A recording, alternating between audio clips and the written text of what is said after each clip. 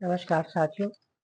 अभी तक आप लोगों ने मेरे द्वारा वेदों के मंथन की श्रृंखला को आप लोगों ने देखा और सराहा।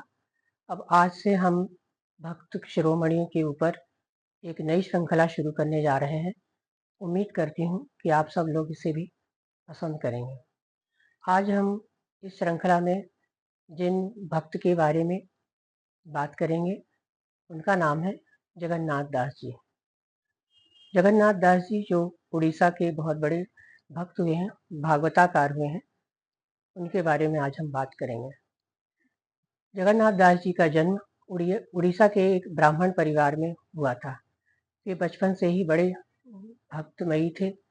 वे हमेशा इस चिंता में डूबे रहते थे कि भगवान ने इतने लोगों को दर्शन दिए, भगवान मुझे कब दर्शन देंगे, मैं कैसे इस भव सागर से तर पाऊंगा, मैं कब भगवान के से सानिध्य को प्राप्त कर पाऊंगा।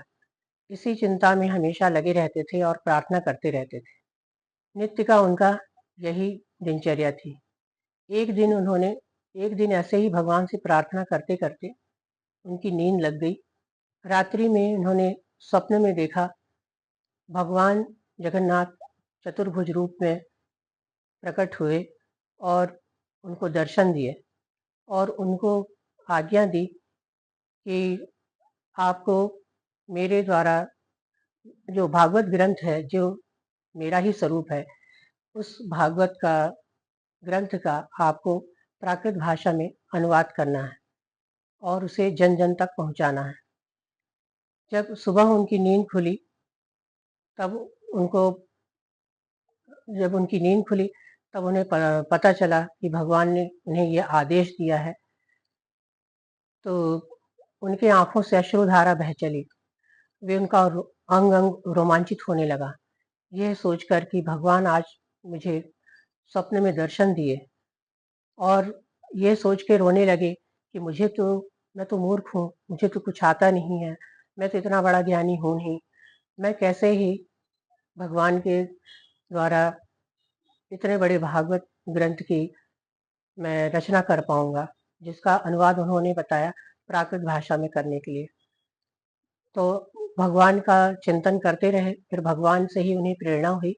भगवान ने उन्हें बोला कि आप कुछ मत करिए, आप अपने अंतर मन में मुझे विराजित कर लीजिए, मैं आपको प्रेरणा देता रहूँगा और आप अपनी लेखनी से लिखते जाएंगे और इस प्रकार आप भागवत की रचना आप कर पाएंगे।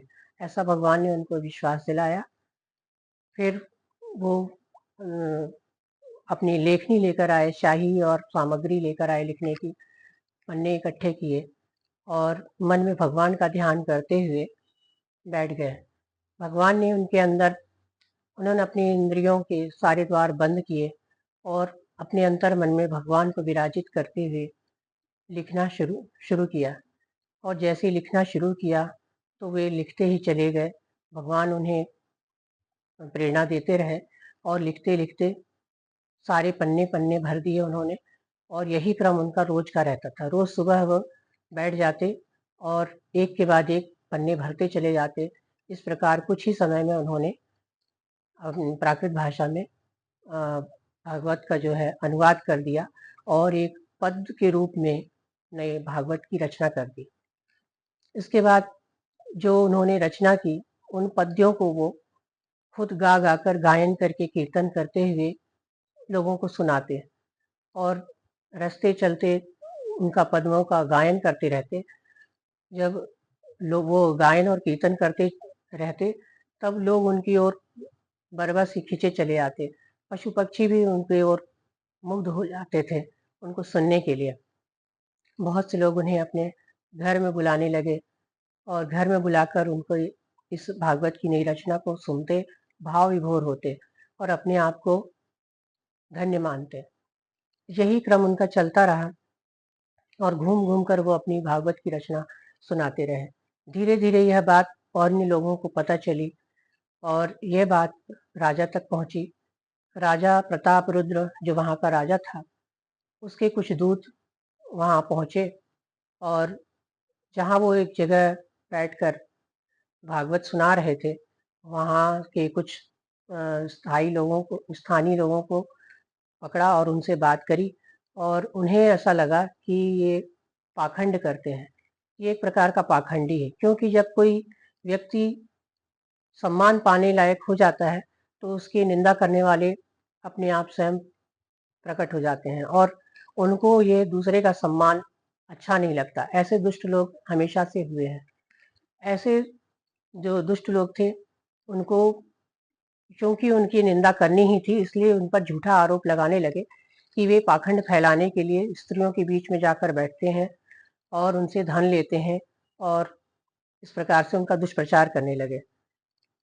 जब एक दिन राजा के दूत वहां पहुंचे तो कुछ लोगों ने उनकी निंदा इसी प्रकार से की, हाँ ये पाखंडी हैं और धन लेकर इस प्रकार पाखंड करते हैं।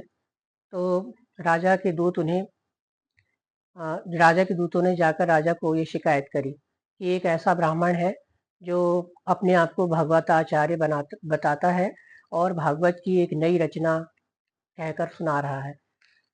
तो राजा को जब यह पता चला तो उन्होंने आदेश दिया कि उनको यहाँ पर मेरे सामने बंदी बनाकर लाया जाए।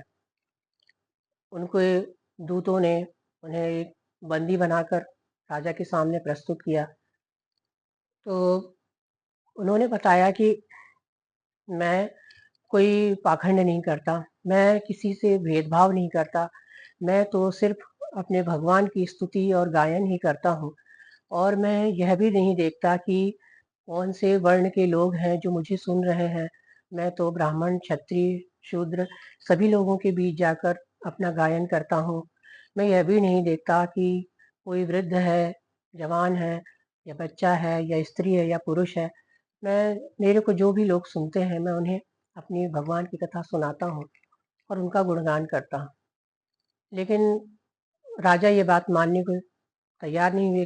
राजमद में जो रहते हैं उन्हें सच्ची बात अच्छी नहीं लगती, वे उनको सुनने को तैयार नहीं हुए और उन्होंने आदेश दे दिया कि इन्हें कारावास में डाल दिया जाए। तो राजा के सिपाहियों ने उन पर बेड़ी डालकर उनको काल कोठरी में बंद कर दिया। वहां पर भी उनका यही क्रम रहा, क्योंकि उनका तो रोज का यही नित्य नियम था। तो वो भी वहां पे भी कीर्तन करते, प्रार्थना करते, गायन करते, भक्ति करते, कभी समाधि में लीन हो जाते, कभी नृत्य करने लगते। यही उनका क्रम चल रहा था। फिर एक दिन उन्होंने भगवान से आतुर मन से प्रार्थना की कि हे भगवान, मैंने तो आपका आदेश का पालन किया और मुझे ये दुख क्यों मिल रहा है, और ये राजा मुझे ये समझ रहा है कि मैं स्त्रियों को ठगने के लिए वहाँ स्त्रियों के बीच में बैठता हूँ, जबकि मेरा भाव यह नहीं रहता। मैं तो किसी धन के लिए नहीं जाता, ना मेरी किसी से कुछ लेने की कामना रहती है। तो हे प्रभु, मुझे आप एक स्त्री का ही शरीर बना दें, जिससे मैं राजा के सामने यह सिद्ध कर सकूं कि मैं अपने कार्य को ईमानदारी से कर रहा हूँ। भगवान तो हमेशा भक्त की बात मानते हैं। उन्होंने काल कोठरी के अंदर अपने चतुर्भुज रूप में दर्शन दिए। पूरे चारों ओर कोठरी में प्रकाश फैल गया और भगवान ने अपना कर कमल उनके सिर पर रखा, मस्तक पर रखा, और कहा, जैसी तुम्हारी इच्छा हो वैसा ही होगा। फिर भगवान अंतर ध्यान हो गए, और जब उनके निद्रा टूटी, तब उनको यह भान हुआ कि अरे, भगवान आए थे और उन्होंने मुझे स्पर्श किया। यह बात अनुभव करके ही वो रोमांचित होने लगे कि भगवान कितने दयालु हैं, वो मेरे लिए सब कुछ कर देते हैं जो मैं कहता हूँ। फिर जब सुबह उनकी निद्रा खुली, तब उन्होंने देखा अपने आप को एक स्त्री शरीर में पाया। और जब राजा के सिपाही सुबह आए और उन्होंने देखा कि हमने जिस जगन्नाथ को बंदी बनाकर कारावास में डाला था, वे तो दिखाई नहीं दे रहे, और उनकी जगह एक सुंदर स्त्री जेल खाने में बंद है। तो उन्होंने जाकर राजा को बताया। फिर जगन्नाथ जी जो स्त्री रूप में थे, उन्होंने राजा के सिपाहियों से बताया कि मैं वही जगन्नाथ हूँ जिसको आप लोगों ने बंद किया था। मेरा शरीर यह भगवान की वजह से, भगवान की करुणा से ही मुझे ये स्त्री शरीर मिला, और मुझे इसी रूप में तुम राजा के सामने ले जाकर प्रस्तुत करो, जिससे राजा को विश्वास हो जाए। जब उन्हें राजा के सामने ले जाया गया तो राजा भी देखकर आश्चर्य में पड़ गया, और उन्हें लगा कि क्या यह भगवत भक्ति से ऐसा संभव है, या यह ढोंग कर रहा है। राजा को विश्वास नहीं हुआ, और उन्होंने से जगन्नाथ जी से बोला कि आप अगर सचमुच में भगवान के भक्त हैं, और आपकी भक्ति से ही अगर यह स्त्री शरीर आपको प्राप्त हुआ है, तो मैं आपको आदेश देता हूँ कि आप अपने भक्ति से आप अपने स्त्री शरीर को छोड़कर आप पुरुष स्वरूप में आ जाइए। जिस पुरुष स्वरूप में आपका पूर्व में जगन्नाथ जी दास जी के रूप में आप जैसे थे, वैसे ही आप बनकर दिखाइए, तो मैं आपको मानूं कि आप एक सिद्ध महापुरुष हैं, या आपकी भक्ति इतनी उच्च कोटि की है। फिर उन्होंने भगवान से प्रार्थना की, तो भगवान ने उनकी प्रार्थना सुनी, और वे उसी समय वो स्त्री रूप, जो एक रमणीय कमनीय एक स्त्री के रूप में वो थे, मौजूद थे, वैसे वो उस श्रृंगार और स्त्री सहित अंतर्ध्यान हो गए, और उनकी जगह पर पुनः जगन्नाथ जी जो दास जो पहले थे, वो उनके सामने उसी मूल रूप में प्रकट हुए, और हाथ में करतल लिए और कीर्तन करते हुए उसी रूप में राजा के सामने प्रकट हो गए। तो राजा को विश्वास हो गया। वहाँ राज दरबार के अन्य लोग भी थे, राजा के परिवार के लोग भी थे, उन सब ने यह सब देखा, और उन्होंने यह माना कि हाँ, ये जगन्नाथ दास जी बहुत बड़े भक्त हैं, जिनको भगवान का साक्षात्कार हुआ है, और जो लोग इनके बारे में निंदा कर रहे थे वे झूठे थे। राजा ने आदेश दिया कि अब जो लोग इनके बारे में दुष्प्रचार कर रहे थे, वो मेरे सामने प्रस्तुत किए जाए। फिर जो लोग उनका निंदा करते थे और उनके बारे में पाखंड फैला रहे थे, उनको राजा के सामने लाया गया। राजा ने उनको दंड दिया, और जगन्नाथ दास जी के चरणों में राजा गिर पड़े, उनसे क्षमा मांगी, और उन्होंने बोला कि मुझसे अपराध हुआ है, अब आप मुझे क्षमा कर दें, और आपके द्वारा जो गाए गए पद हैं वो आप हम सबको, दरबारियों को, हम सबको आप गाकर सुनाएं।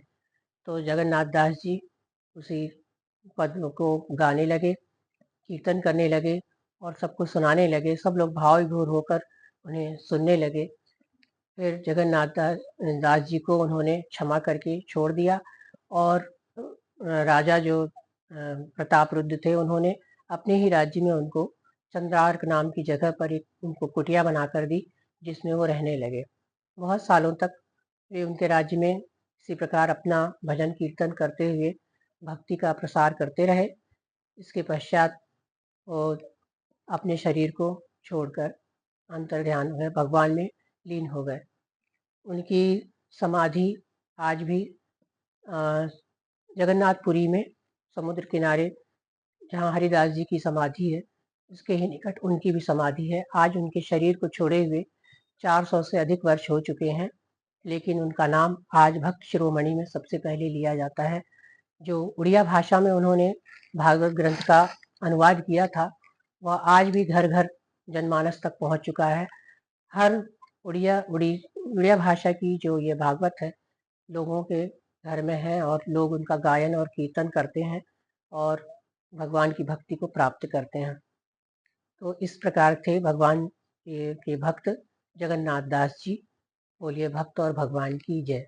अगली कड़ी में हम दूसरे भक्ति के रूप में सुनेंगे।